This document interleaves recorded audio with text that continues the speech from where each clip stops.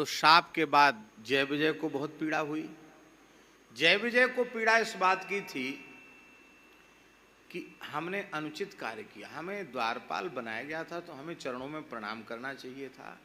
भगवान ने कहा ही था तो हम में से एक कम से कम दौड़ के चला जाता, भगवान से पूछ के आता, तब कर हमने निश्चित ही उनकी अवज्ञा की और ये दंड तो हमें मिलना ही चाहिए था। हाय हाय, भगवान की सेवा से हम वंचित हो गए। बड़ी पीड़ा उनको हो रही थी।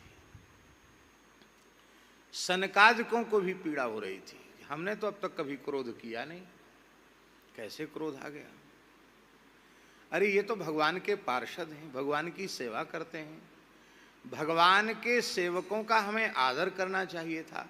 भगवान के सेवकों को हमने दंड दिया, इनका अपराध क्या था? उनको तो जो आज्ञा मिली उन्होंने पालन किया, तो ये निरपराध थे, हमने दंड देकर अच्छा नहीं किया। ये हमारा कार्य संत स्वरूप के अनुरूप कार्य नहीं हुआ। वे भी दुखी थे। सनकादिक भगवान और जय विजय दोनों के दुख को दूर करने के लिए भगवान वैकुंठनाथ वैकुंठ द्वार पर ही उपस्थित हो गए लक्ष्मी जी के सहित। बोलो लक्ष्मी नारायण भगवान की जय।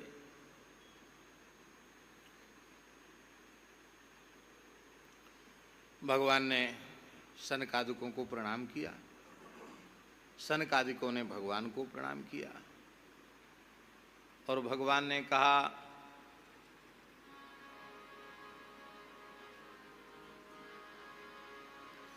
यस्यामृतामलयशः श्रवणावगाः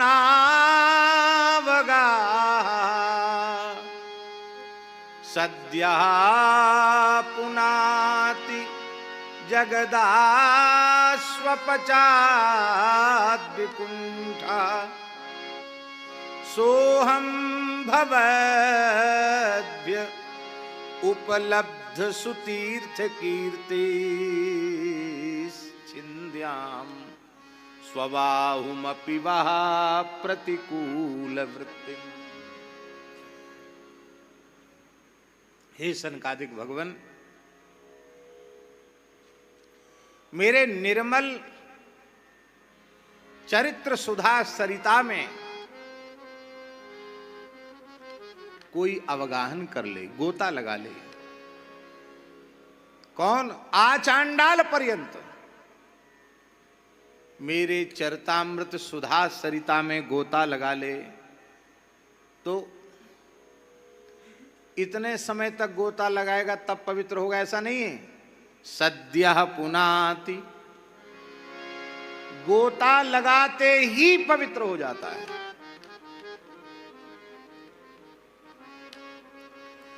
हमारे यश की, हमारे चरित्र की ऐसी विलक्षण महिमा, इसका प्रचार प्रसार किसने किया है? इस महिमा को स्थापित किसने किया? हमारी इस महिमा को स्थापित करने वाले आप संत ही हैं।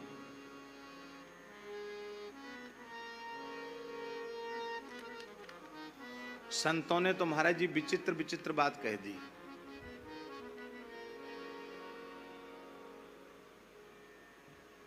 अटपटी बाणी होती महात्माओं की।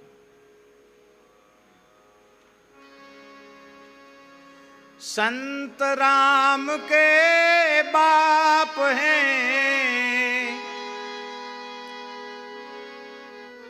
बाप क्यों है भाई?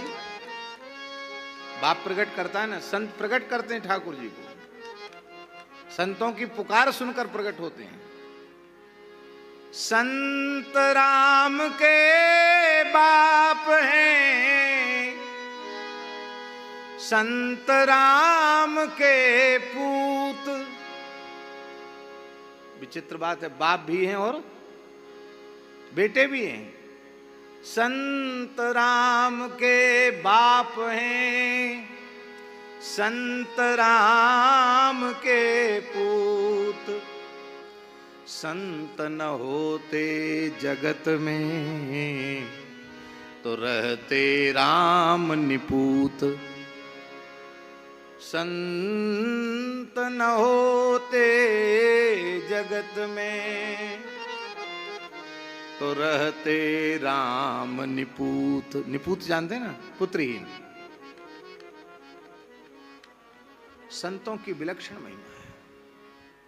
हमारी इस महिमा को स्थापित करने वाले आपके जैसे संत हैं, ब्राह्मण हैं, ऋषि हैं। इसलिए इनके विरुद्ध व्यवहार मेरी भुजा करे ना तो मैं अपनी भुजा को भी काट कर अलग कर दूंगा। छिन्द्याम स्वबाहुमपि वह प्रतिकूल वृत्तिम। आपके प्रतिकूल व्यवहार करने वाली मेरी भुजा को भी मैं काट डालूंगा। और पार्षद भुजा ही थे, भगवान ने अलग कर दिया उनको। पर भगवान एक बात है, सेवकों का किया गया अपराध स्वामी का होता है। इसलिए सेवकों को बहुत सावधान रहना चाहिए, क्यों? सेवकों का अपराध स्वामी को लगेगा। सेवक बहुत अच्छा काम करेंगे तो प्रशंसा किसकी होगी? स्वामी की। और सेवक कोई बुरा काम करेंगे तो प्रशंसा बुराई किसकी होगी? स्वामी की ही बुराई होगी। तो ऐसा कोई व्यवहार हमारे द्वारा न हो जाए जिससे हमारे पूज्य जनों की निंदा हो जाए। तो इन सेवकों ने अमर्यादित व्यवहार किया और सेवकों का किया स्वामी भोगता है। मैं स्वीकार करता हूं प्रभु, ये मेरे पार्षद हैं, इनका अपराध क्षमा कीजिए। आपकी वाणी तो झूठी नहीं होगी। 3 बार इन्हें असुरी कुल में जन्म लेना ही, असुर योनि में जन्म लेना ही पड़ेगा। आपकी वाणी तो झूठी नहीं होगी। पर इन्होंने दुर्व्यवहार किया, इसके लिए मैं क्षमा प्रार्थना कर रहा हूं, इनकी ओर से क्षमा याचना कर रहा हूं, क्योंकि ये पार्षद मेरे हैं।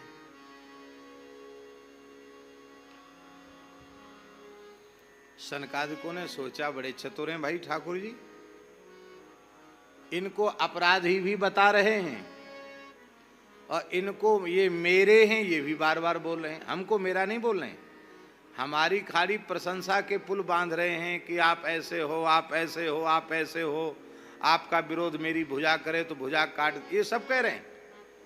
लेकिन हमको एक बार भी धोखे से मेरा नहीं कहा। इसका मतलब अभी हमारी भक्ति ऐसी नहीं है कि ठाकुर जी हमें मेरा कहें।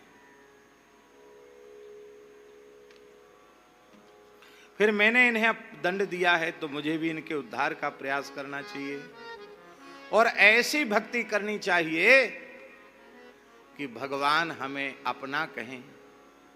ये सनकादिक भगवान ही सम्मिलित भाव से प्रहलाद जी के रूप में प्रकट हुए।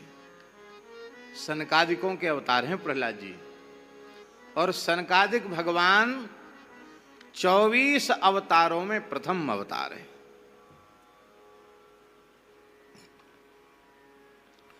सृष्टि के आरंभ में ब्रह्मा जी के मन से प्रकट हुए, चिंतन किया मन से और भगवान 4 रूपों में प्रकट हो गए। श्री शनक सनंदन सनातन सनत कुमार।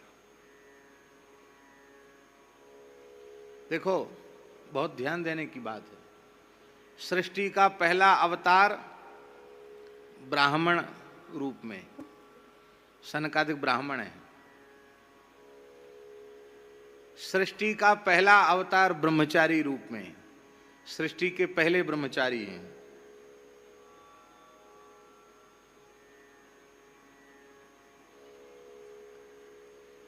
सृष्टि का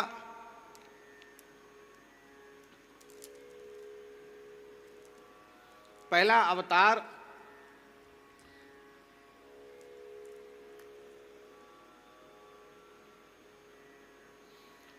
सृष्टि का पहला अवतार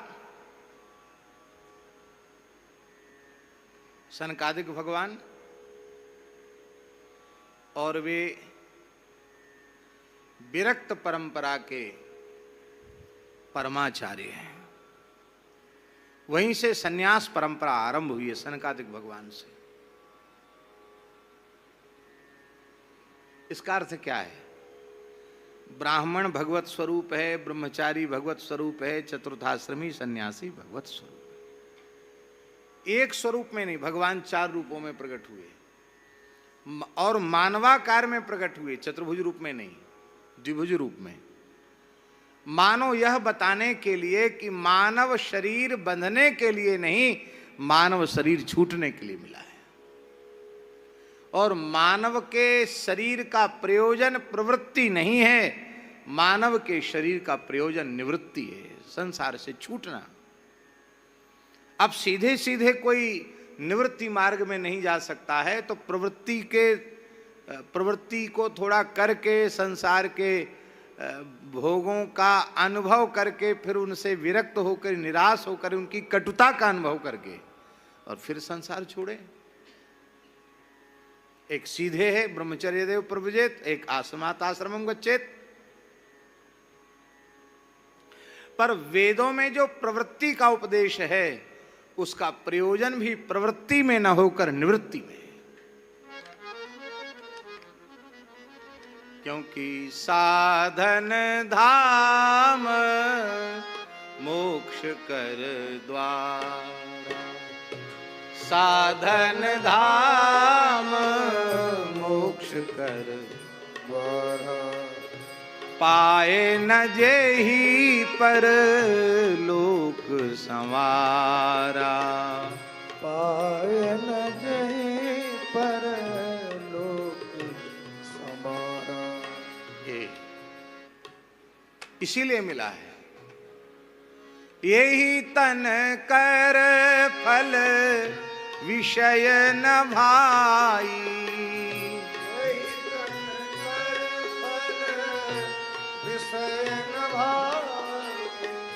स्वर्गहु स्वल्प अंत दुखदाई, स्वर्गहु स्वल्प अंत दुखदाई।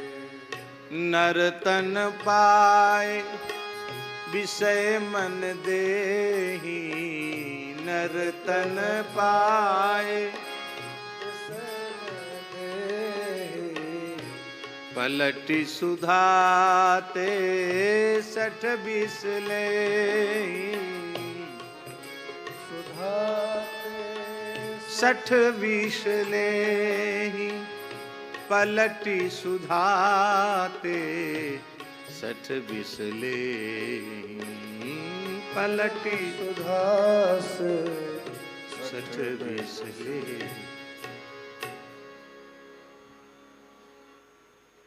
ये समझाने के लिए भगवान के प्रथम अवतार सनकादिक अवतार। तो वे सनकादिक साक्षात भगवान हैं और वो प्रहलाद जी के रूप में प्रकट हो रहे हैं। किस लिए? संतत्व को परिभाषित करने के लिए, साधुता समझाने के लिए। साधु स्वभाव कैसा होता है? श्री रघुनाथ कृपालु कृपाते, संत स्वभाव गहूंगो। संत स्वभाव को समझाने के लिए भगवान का अवतार है।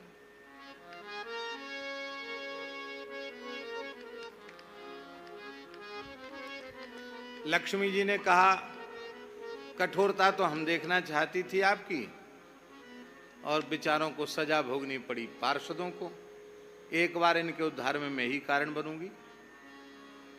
एक बार प्रहलाद जी कारण बन गए, सनकादिक भवन प्रहलाद जी के रूप में। एक बार भगवती वैकुंठेश्वरी महालक्ष्मी भगवती जगत जननी जानकी जी के रूप में कारण बन गई रावण कुंभकर्ण के उद्धार का। भगवान ने कहा, इच्छा तो हमारी अवतार लेने की थी और नाटक हमने ही रचा, शाप हमने ही दिलवाया, तो ठेका तो हमारा ही हुआ ना इनके उद्धार का।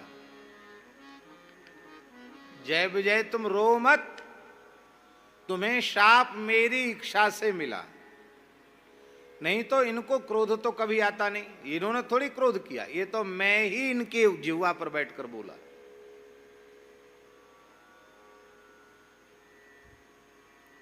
नाटक में दो चीज होती है, एक नायक और एक खलनायक।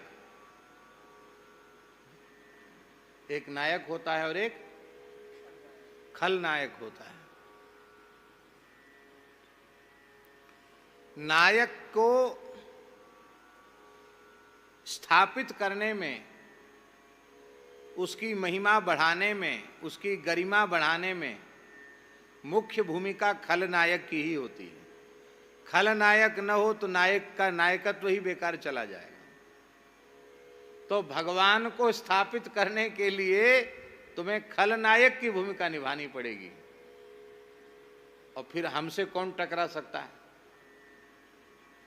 लोग तो ऐसे कहते, जो हमसे टकराएगा चूर चूर हो जाएगा, सब झूठ बोलते हैं। पर इस भगवान के लिए सच्ची, भगवान से कौन टकराएगा?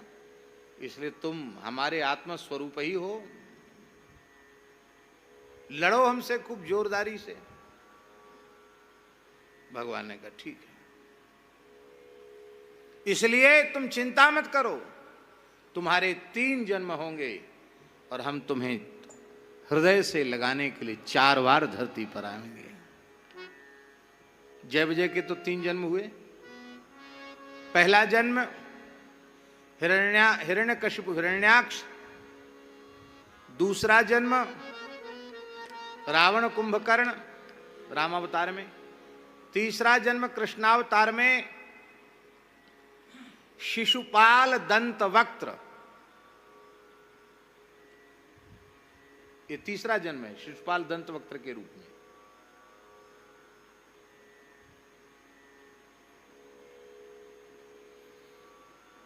तो हिरण्याक्ष को मारने के लिए वाराह अवतार 1,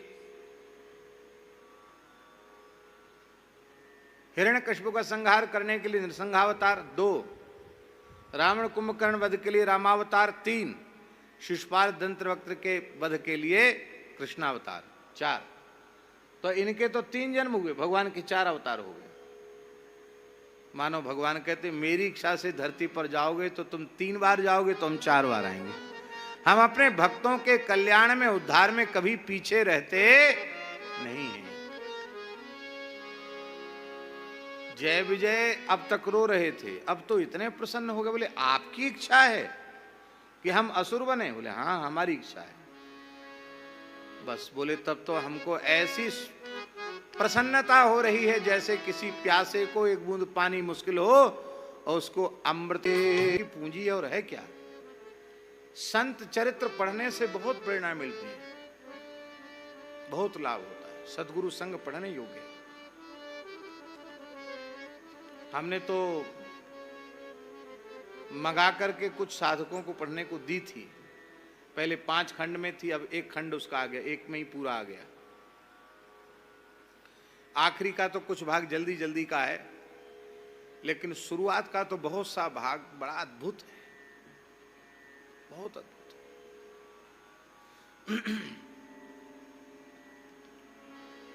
तो उसमें एक घटना आई है।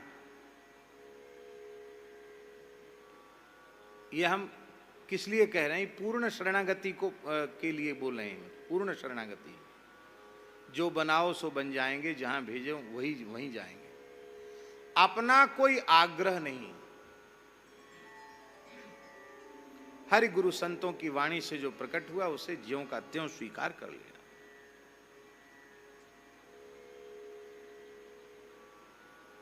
तो ठाकुर विजय कृष्ण गोस्वामी कलकत्ते में थे। उन्होंने एक बार देखा कि गंगा किनारे मोची होते ना, जूता गांठने वाले, तो कई मोची बैठे हुए हैं और उन्हीं मोचियों की लाइन में एक और बैठा हुआ है व्यक्ति। वो देखने में मोची जैसा नहीं लगता, बहुत तेजस्वी पुरुष है। ऐसे लगता है कि किसी बहुत भले घर का लड़का हो। सुंदर गौर वर्ण, युवावस्था, सामान्य वेशभूषा, लांग लगा के, कांच लगा के धोती पहने, एक फटा सा कुर्ता और मोची का काम कर रहा है। बोलता नहीं किसी से, किसी ने कुछ कहा भाव ताव नहीं करता, तुम्हारा काम कर देंगे जूता गांठने का, और तुमको तुम्हारे मन में जो इच्छा हो वो दो और जाओ। ध्यान में आई बात कि हम इतना लेंगे नहीं, तुम्हारी जो इच्छा हो वो दे दो। तो संतों का भ्रमण भी अलग प्रकार का होता, वो देखते थे कि ये है क्या, उधर आकर्षण उनका होता था। तो उन्होंने विचार किया कि ये मोची तो नहीं है, ये है कोई दिव्यात्मा, इसका पता करना चाहिए। तो मोचियों वाली दुकान जब उठ गई, एक निश्चित समय लगती, फिर धूप आ जाती, खत्म हो जाता। तो देखा उसके पीछे पीछे वो लगे, तो क्या देखा कि वह व्यक्ति गया और अपना मोची वाला सामान तो एक जगह रख दिया और गंगा जी में स्नान किया। स्नान करते समय यज्ञोपवीत विधिवत संध्योपासन किया, जप किया, बाहर निकला, साधु साई चला लंगोटी धारण कर ली और सुंदर श्री रामानंदी ऊर्ध्व पुंड्र तिलक, सुंदर तिलक धारण कर लिया। अरे ये तो विरक्त महात्मा है, रामानंदी साधु हैं। और उत्सुकता बढ़ गई कि ये मोचियों की लाइन में क्यों बैठते हैं। अब वो चल पड़े गंगा जी के किनारे किनारे, ये भी पीछे पीछे चल पड़े। तो एक स्थान में पहुंचे, विशाल मठ था, मंदिर था, आश्रम था। उस आश्रम में वे महानुभाव जैसे ही पहुंचे कि वहां के लोग सब उठ के खड़े हो गए, सबने उनको साष्टांग प्रणाम किया। उन्होंने ठाकुर जी को, गुरु जी महाराज की गद्दी को प्रणाम किया और अपने आसन पर बैठ गए। वो महंत थे स्थान के, लोगों से मिले जुले। श्री विजय कृष्ण गोस्वामी ने कहा कि हम भी आपसे एकांत में कुछ बात करना चाहते हैं। हाँ बोलिए महाराज, आज्ञा करिए। बोले आपको हम कई दिनों से गंगा किनारे मोचियों की लाइन में बैठे देखते हैं। हाँ ठीक है, तो हम तो एकदम चकरा गए हैं कि आप शरीर से लगता है विप्रकुल के हैं, पढ़े लिखे विद्वान भी हैं और एक स्थान के महंत हैं, विरक्त साधु हैं, फिर ये क्या, आपको क्या आवश्यकता है मोची के काम की। उन्होंने कहा कि स्वामी जी एक बात सुन लीजिए, मेरे गुरु महाराज का ये स्थान है, वो यहाँ विराजते थे और मुझे ही उन्होंने आश्रम में सारी व्यवस्था संभालने की आज्ञा दे रखी थी। एक बार एक अतिथि आया, पंगत हो चुकी थी और मेरे गुरुजी ने कहा कि इसको भोजन कराओ। तो मैंने कहा भंडारी जी भैया भोजन कराओ इनको। उन्होंने कहा कि सब खत्म हो गया, तुमने खा लिया? बोले हमने भी पा लिया। तो गुरुजी ने हमको डांटते हुए कहा कि तुम साधु नहीं, तुम तो चर्मकार हो, मोची हो, मोची। तुम्हें आत्मा पर दृष्टि नहीं है, तुम्हारी तो चमड़े पर दृष्टि है। ऐसा कुछ कह दिया गुरुजी ने। मोची हो, मोची, साधु नहीं हो। उनके कहने का आशय ये था कि तुम मुखिया हो तो थोड़ी और प्रतीक्षा करते या कुछ अपने थाल में से निकाल कर रख देते, अतिथि भूखा रह गया।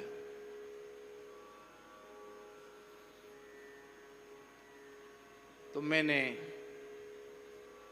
क्षमा याचना करी, गुरुजी से कहा कि इसका प्रायश्चित बताओ। गुरुजी ने क्षमा कर दिया। लेकिन मेरे विचार में यह बात आई कि गुरुजी की प्रत्येक वाणी का हमने पालन किया। अब गुरुजी के मुख से मोची निकला है, चर्मकार निकला है, तो मैं इस वाणी का पालन नहीं करूंगा तो गुरु तत्व के प्रति अपराध बन जाएगा।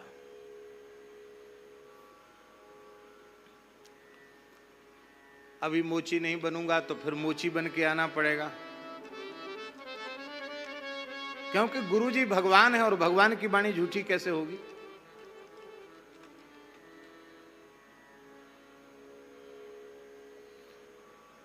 मैं इस स्थान का महंत हूं लोगों की दृष्टि में, लेकिन मैं अपने शरीर का निर्वाह